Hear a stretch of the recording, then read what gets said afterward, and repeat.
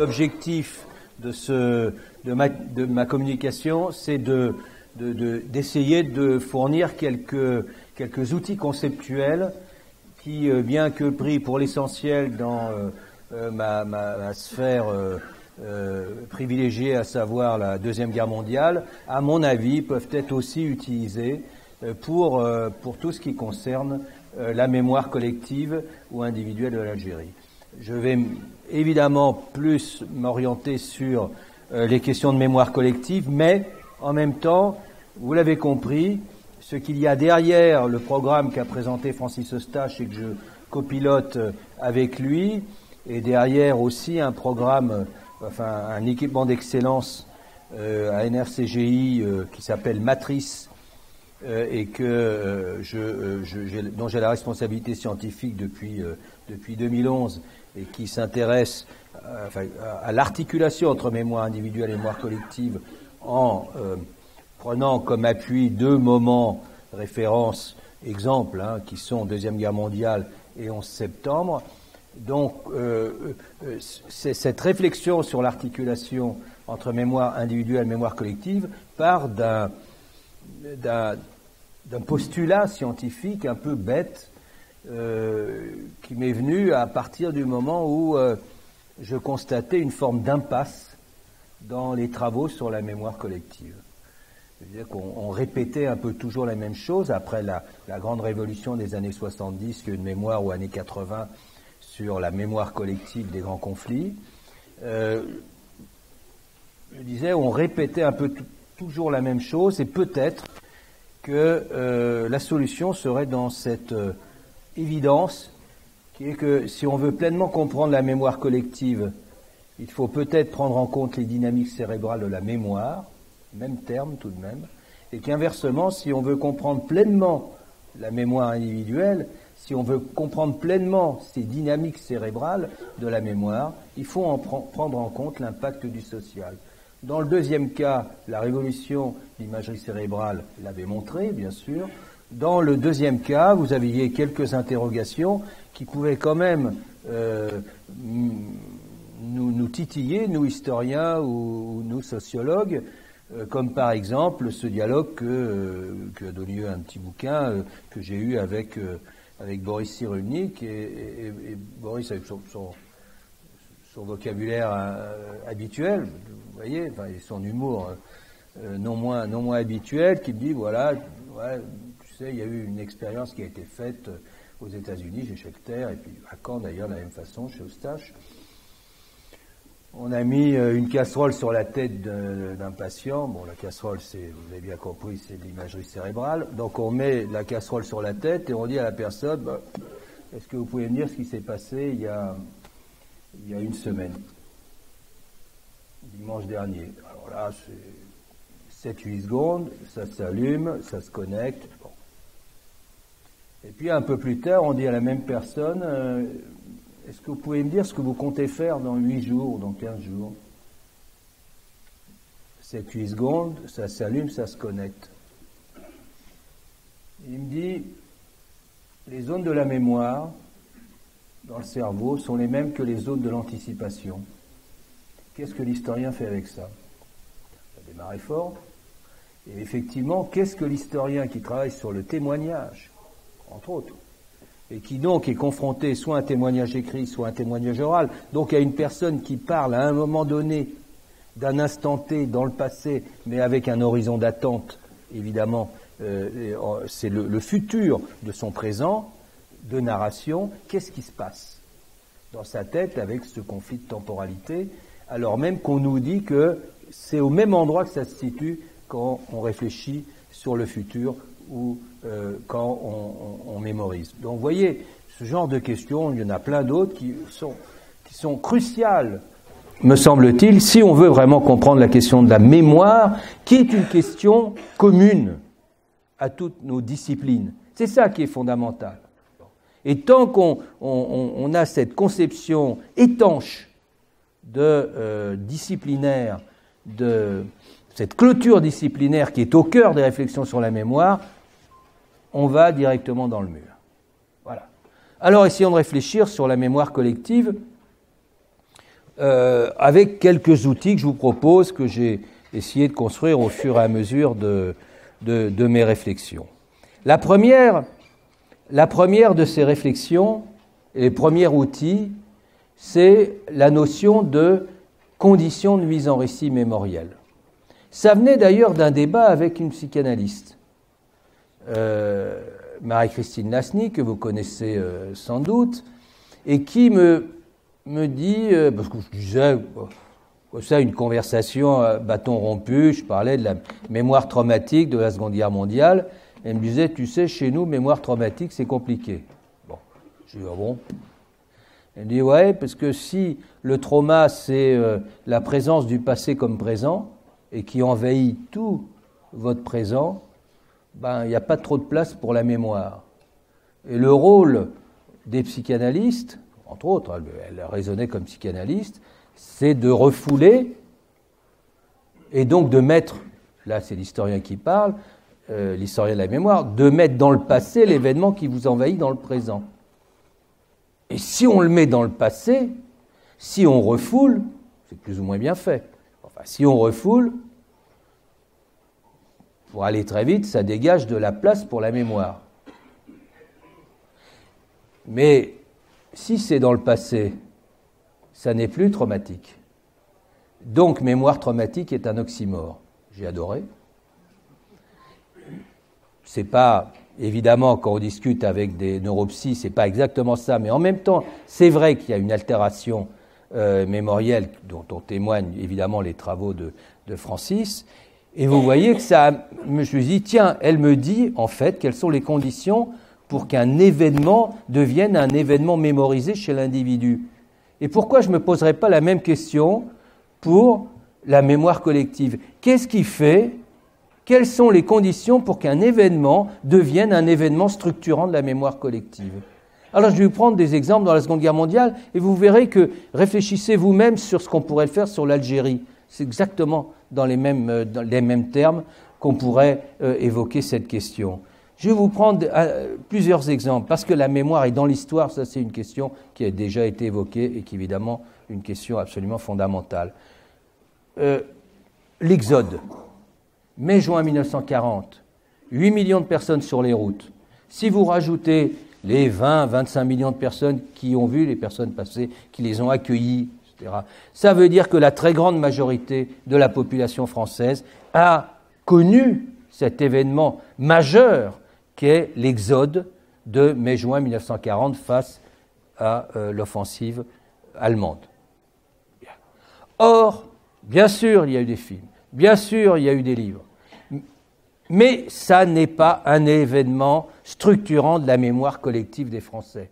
C'est quand même stupéfiant. C'est un phénomène qui est autrement plus massif que la résistance ou que la collaboration. Eh bien, ça n'est pas un événement structurant de la mémoire collective. Pourquoi ? Eh bien, c'est simple. Qu'est-ce qu'on fait avec la honte, avec la peur, avec la fuite, avec le vol, avec tout ce qui accompagne l'exode ? C'est un événement qui n'a pas de sens, qui n'a pas d'utilité sociale. Donc, ça ne sera pas un événement structurant de la mémoire collective. Je vais vous prendre un deuxième exemple. On est à l'été 1944. On est en Normandie, je connais un peu, puisque je préside le conseil scientifique du mémorial de Caen. Donc, voilà, c'est des questions qui quand même, sont assez récurrentes chez moi, et c'est le cœur du dialogue que j'ai avec Francis Eustache, lui-même normand, et directement concerné par ces questions. Et il m'a dit que c'est justement cette interrogation qui vraiment l'avait incité à réfléchir dans la transdisciplinarité. En 3 mois, un peu plus de 3 mois, il y a eu bien plus de morts en Normandie que pendant toute l'occupation. Avec un petit problème.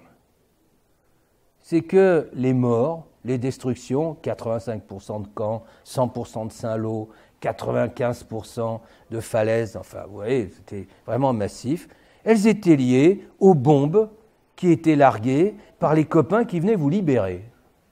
Qu'est-ce qu'on fait avec des bombes qui sont larguées par des copains qui viennent vous libérer? On n'en fait rien parce que c'est un événement qui n'a pas de sens, qui n'a pas d'utilité sociale pour la mémoire collective. Donc vous voyez cet exemple-là. Alors ça bouge. On essaye de trouver un sens. Vous avez eu un discours de 2014 du président Hollande, avec derrière le mémorial de Caen, sur les civils dans la guerre. Vous avez, dans la foulée, l'inauguration d'un musée à Falaise sur les civils dans la guerre. Donc c'est en train de bouger, parce que derrière, évidemment, quand on fait un truc sur les civils dans la guerre en Normandie, c'est la question de cette mémoire-là, qui n'a jamais franchi le pas de la famille. Bon.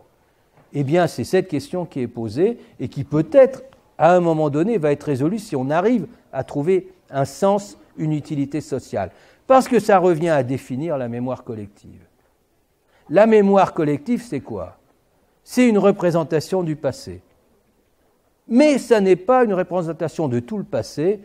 Je vous rappelle, après Borges et sa nouvelle Founès, nouvelle exceptionnelle sur la question de la mémoire, Founès, hypermnésique, qui va mourir parce qu'il se souvient de tout. Bon. Il est impossible de se souvenir de tout. On doit faire un tri. Donc c'est une représentation sélective du passé qui participe à la construction identitaire du groupe. C'est-à-dire que si ce groupe en question, qui peut aller d'un groupe assez large jusqu'à l'ensemble de la société, si ça n'est pas constitutif de cette identité, si ça ne participe pas à cette construction, il ne franchira pas le seuil, en quelque sorte, de la mémoire collective. C'est ça la clé. C'est la question, donc, des conditions de la mise en récit mémoriel.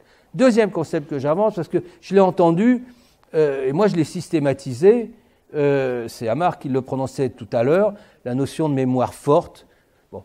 Moi je dis, si on veut comprendre quoi que ce soit à la mémoire dans l'histoire, et j'entends mémoire collective, il faut parler de mémoire forte et de mémoire faible. Bien sûr, l'occultation joue, en particulier dans les régimes qui sont les régimes autoritaires, bien entendu. Ça ne marche pas d'ailleurs très bien. Mais globalement, ce n'est pas un concept très opératoire, l'occultation. C'est simplement qu'on a, pour des raisons X, Y, qu'il faut trouver, on a des mouvements comme ça, des fluctuations, des événements ou des phénomènes qui sont mémoire forte à un moment donné, deviennent mémoire faible, redeviennent mémoire forte, et ainsi de suite. Et c'est cette combinatoire de mémoire forte et de mémoire faible qui font la mémoire collective d'un phénomène. Et là, de la Deuxième Guerre mondiale. Bon. Alors, par exemple, on peut se dire, dans les années 50, je reviendrai là-dessus, dans les années 50, la mémoire juive, la mémoire de la victime, la déportation des Juifs de France, était, alors tout le monde dit occultée. Bon, ça pose un problème. Parce que occulté dans les années 50, alors que vous avez un des plus grands succès mondiaux de vente de livres avec le journal d'Anne Frank publié en 1949 quand même, je vous rappelle. Bon. Que vous avez 2 prix Goncourt, que vous avez un inconnu total qui s'appelle Robert Merle, qui publie un bouquin qui évidemment ne s'est absolument pas vendu, qui s'appelle La mort est mon métier, sur le chef de camp d'Auschwitz. Voilà, vous rajoutez Schwarzbach, donc attention aux caricatures. C'est pour ça que je dis qu'il faut faire très attention. Et Azouvi, il a très bien monté dans un bouquin sur le sujet. Non, mais en revanche, effectivement, c'est, pour prendre ce seul exemple des années 50, c'est une mémoire faible. Mais attention, il ne faut pas l'isoler. Que devient la mémoire de la résistance? Où en est la mémoire du STO? Où en est la mémoire des prisonniers de guerre, et ainsi de suite? Et vous apercevez en fait que tout s'effondre. Mais simplement, comme la mémoire juive est effectivement partie de plus bas, elle va être vraiment très basse, alors que la mémoire résistante partie de plus haut va s'effondrer, mais elle va être plus haute. Donc, il faut faire attention à ces phénomènes. Et ce qui rejoint nos débats d'aujourd'hui, pourquoi c'est une mémoire qui devient une mémoire faible, la mémoire juive, et pourquoi les autres sont en difficulté, les autres mémoires de guerre. Mais c'est parce que l'actualité des années 50, c'est quoi? C'est la guerre froide, et c'est les guerres coloniales, et en particulier la guerre d'Algérie. Donc effectivement, même si les références vont jouer, et que évidemment Bidault et autres vont référer à la Deuxième Guerre mondiale, jusqu'en 1958, on va avoir une autre actualité qu'une actualité mémorielle de la Deuxième Guerre mondiale. J'entends comme actualité dominante, à la différence de la Libération ou à la différence des années 60 avec De Gaulle. On m'a demandé de parler de De Gaulle, je parlerai de De Gaulle. Bien, donc vous voyez, c'est mémoire forte, mémoire faible, réfléchissons à ça, dans ces termes-là, ça sera beaucoup plus simple que occultation ou pas occultation. Parce que vous savez, l'occultation, en général, on la décrète quand ça fait déjà 10 ans que c'est plus du tout oublié. Bon, voilà. Alors ça, c'est occulté. Ça fait 20 ans qu'on m'embête avec l'occultation de la collaboration. Ça va. Ou avec les camps d'internement sur lesquels je travaille. Jamais tant publié sur ces sujets-là. Bon. Alors, troisième débouché naturel, et ça sera mon dernier point que je voulais développer, c'est ce que j'appelle les régimes de mémorialité. À partir du moment où vous définissez des mouvements comme ça, des fluctuations, des mémoires fortes, mémoires faibles, que vous parlez des conditions de mise en récit mémoriel qui font que, effectivement, certains événements ne sont jamais dans la mémoire collective pour l'instant, que d'autres sont apparus dans la mémoire collective. Je pense par exemple à la mémoire des enfants cachés, je pourrais revenir dessus si des questions sont posées, je vous le signale en passant, posez-moi la question. Donc, sur la mémoire des enfants cachés, ou bien d'autres phénomènes, les fluctuations sur la mémoire de la résistance, sur la mémoire juive, on voit bien que la mémoire et dans l'histoire, c'est fondamental. Donc, troisième idée, troisième concept, l'idée de régime de mémorialité, qui sont des formes de configuration mémorielle, des moments de mémoire collective qui sont suffisamment stables et cohérents pour rendre compte d'une représentation partagée, dominante, à un moment donné. Voilà. Donc, pour la Deuxième Guerre mondiale, et c'est un peu le problème, parce que j'ai une fille qui était il y a 2 ans en terminale et qui a eu à travailler sur la mémoire, soit la guerre d'Égypte, soit la Deuxième Guerre mondiale. Là, c'était la mémoire et histoire Deuxième Guerre mondiale.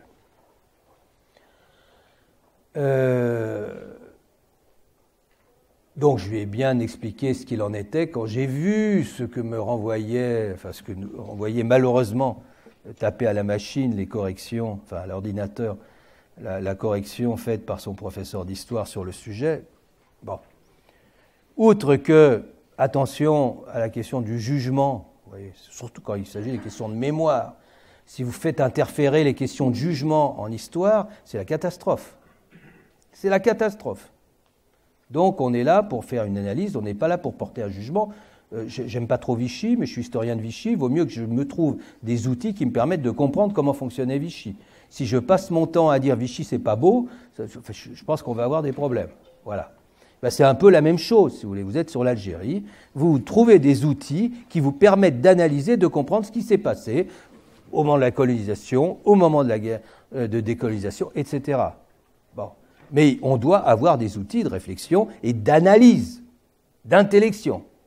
Bon, ben, c'est la même chose là sur le sujet. Je voyais arriver ça, c'était quand même catastrophique. Avant, on parlait que des résistants, on comprenait rien à la guerre. Maintenant, on parle enfin de la mémoire juive et de Vichy. Là, on a compris ce qui s'est passé pendant la guerre. Ah, ben, dites-moi, c'est terrifiant quoi, d'avoir cette grille idéologique qui est complètement prise dans le présent. Effectivement, et dans les enjeux politiques du présent. Non, bon, je ne vous donne pas la note de ma fille au bac, parce que Vous diriez, il ne faudra pas demander à Péchanski d'expliquer à vos enfants ou petits-enfants ce qu'ils doivent dire si jamais ils sont interrogés. Bien. Mais simplement pour vous dire que mon petit problème, c'est qu'il disait, oui, il y a 2 périodes, hein, celle que je vous ai résumée là. Bon. Avant, on ne savait pas et c'était les résistants. Maintenant, on sait et c'est les Juifs, en gros. Voilà. Bon. Alors évidemment, quand moi j'arrive et que je leur dis, en fait, il doit y avoir entre 6 et 7 régimes de mémorialité depuis la libération. Ça devient plus compliqué. Beaucoup plus compliqué. Je leur dis, vous voyez, juste après la libération, en fait, toutes les mémoires sont possibles. Tout est ouvert. Ce sera intéressant. Pensez à ça sur l'Algérie. Hein. Pensez à ça sur l'Algérie. Tout est ouvert entre 45 et 50, jusqu'en 50. 49-50, tout est ouvert, y compris la mémoire juive. Donc, évidemment, il y a beaucoup moins de personnes qui reviennent des centres de mise à mort, des camps d'extermination, mais il y a quand même cette mémoire qui est là, y compris des résistants vont parler de cette mémoire-là. Anthelme, relisez Anthelme, il parle de la persécution des Juifs. Il se passe quelque chose. Donc tout est convoqué, évidemment, avec des hiérarchies. On parle beaucoup plus de la résistance que de la mémoire juive, mais elle est assez haute, malgré tout. Et pourquoi on parle plus de la résistance ? Parce que c'est un facteur, évidemment, essentiel dans la reconstruction de l'identité nationale. Voilà, tout simplement. Parce que je renvoie à la définition de la mémoire collective. Mais on en parle. Puis vous avez une deuxième période, celle des années 50, je ne reviens pas dessus, tout s'effondre. Vous avez compris, mais à des degrés divers. Arrive 58, mon brave général. Il arrive en 58, mais quelle est sa légitimité à lui ? Pourquoi il arrive en 58 ? Pas parce que vous avez des généraux qui, à Alger, font appel à lui. Pas du tout. C'est parce que c'est l'homme du 18 juin. Et pas de n'importe quelle année, 1940. C'est l'homme du 18 juin 40. Donc on fait appel à De Gaulle parce que, et lui, il construit sa légitimité sur cet appel du 18 juin 40, sur la résistance. Et là, on a un phénomène passionnant à analyser. L'invention d'un certain nombre de lieux et de personnages. L'invention du Mont Valérien. Ça devient un lieu vraiment national, représentatif de quoi d'ailleurs ? En fait, c'est là qu'ont été fusillés, c'est le lieu de fusillade le plus important, plus de 1000 personnes, plus de 1000 résistants, sauf qu'il en fait un lieu de mémoire de la France libre. Donc là, il y a un conflit qui apparaît, c'est très intéressant. Mais il en fait un lieu de référence, ce qui n'était pas le cas avant. Il existait, mais il n'y avait pas cette systématicité. Et puis, il invente Jean Moulin. Alors, ça choque quand je dis l'invention de Jean Moulin. Alors, on va préciser l'invention sociale de Jean Moulin. On est le 19 décembre 1964, face au Panthéon. Il fait un froid de canaille. De Gaulle est debout, vous avez tous les ministres derrière debout, ils se pèlent et ils écoutent un cocaïnomane génial en train de prononcer son discours, d'entrer, entre ici Jean Moulin, vous voyez, bon, sur l'entrée, un discours exceptionnel de 40 minutes. Bon. C'est l'invention de Jean Moulin. Mais qu'est-ce que ça veut dire l'invention de Jean Moulin ? Ça ne veut pas dire que Jean Moulin n'était pas avant l'un des principaux leaders de la résistance. Il l'était déjà, mais il ne l'était pas dans la mémoire collective. Donc c'est le moment où il rentre dans la mémoire collective comme chef de la résistance derrière De Gaulle, parce qu'il interface avec la résistance intérieure. Et c'est pour ça que si vous regardez, je n'ai pas fait le calcul précis, les collèges Jean Moulin, les lycées Jean Moulin, les rues Jean Moulin, à 90%, ça sera postérieur à décembre 1964. Ça veut dire que c'est le moment où, effectivement, le personnage Jean Moulin est rentré dans la mémoire collective des Français, comme étant vraiment une figure structurante de cette mémoire de la Deuxième Guerre mondiale. Entrée de Jean Moulin, le Mont Valérien, avec en plus convergence à ce moment-là, alors il faut arrêter avec les bobards sur les années que ça commence juste à la Libération et que ça continue, convergence à ce moment-là de la mémoire communiste et de la mémoire gaulliste, puisque évidemment les communistes avaient aussi intérêt, enfin intérêt, aussi légitimité à parler de cette mémoire résistante comme une mémoire structurante. Vous aviez convergence de ces deux mémoires, symbolisée par ce dialogue régulier, récurrent entre Rolf Tanguy et Chaban-Delmas à la télévision. Voilà, ça c'est les... Et puis arrivent les années 70. Arrive la chute de Gaulle, arrive le chagrin et la pitié, arrive en 72, publié aux États-Unis et traduit en 73 en France au Seuil, le bouquin de Paxton, qui n'a pas eu un succès énorme au début, mais enfin après, évidemment, est devenu une sorte d'historien officiel. Mais attention, oui, on parle plus de Vichy, bien sûr, beaucoup. On commence à parler des Juifs et des victimes juives de la Deuxième Guerre mondiale et de la Shoah. On commence. Mais là, entre les années 70, la fin des années, voilà, le début des années 70, pardon, et le milieu des années 80, on est dans un régime de mémorialité qui n'est pas celui qui est dominé par la figure de la victime juive. On est dans un maelstrom assez complexe où vous avez à la fois émergence de Vichy comme acteur, où on commence à voir émerger la victime juive, où la question de la résistance est toujours présente, où la question de la responsabilité de l'opinion émerge aussi, de la société française dans son ensemble. Donc vous avez quelque chose qui est assez complexe, qui se joue là, qui est à la fois stable et instable, stable dans sa cohérence, flou, et instable parce qu'il est flou. Bon. Et ça, c'est jusqu'au milieu des années 80. Et c'est simplement à partir de 85-86 que va s'imposer un nouveau régime de mémorialité, centré sur quoi ? Sur Vichy et sur la victime juive. C'est-à-dire que la figure structurante n'est plus la figure du héros résistant, même si elle existe toujours, mémoire faible, elle existe toujours. Mais la figure structurante, c'est la figure de la victime juive déportée. Et on passe en gros de Chateaubriand, Buchenwald, pour les lieux de mémoire, à Drancy, à Auschwitz. On oublie que c'est Auschwitz-Birkenau, mais peu importe. Donc vous voyez, ce changement aussi de lieu abrite derrière un changement de régime de mémorialité. Et effectivement, à partir de 85, on part. Là, oui, ça s'impose. Et depuis les années, je dirais le milieu des années 2000, début des années 2000, on rentre dans autre chose, à mon sens. Alors maintenant à tester, où on a une forme de convergence mémorielle intéressant aussi à relier, à rattacher à l'histoire de l'Algérie. On rentre dans quelque chose comme une convergence mémorielle, puisque je pense aux 5 années de la présidence Hollande, qui sont des années de très très forte prégnance des commémorations, où vous avez aussi bien l'inauguration du mémorial de Drancy, avec un discours extrêmement fort sur la responsabilité des Français dans la suite de l'État français, de la France, dans la suite évidemment du discours de Chirac, du discours rupture de 95. Et vous avez ça, mais vous avez aussi l'entrée de 4 résistants, de résistants au Panthéon, avec cette cérémonie très spectaculaire. Et il y aura toujours cet équilibre-là, qui continue à être d'ailleurs un équilibre porté par le successeur, le président Macron. Donc,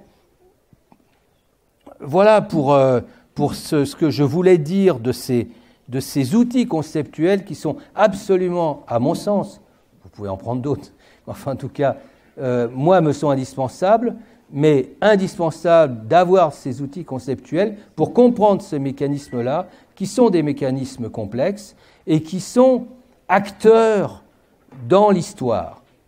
Et c'est là-dessus que je terminerai, sur le fait que la mémoire est acteur dans le présent, est acteur dans l'histoire, année après année, et qu'elle évolue elle-même avec l'histoire. Je vous remercie.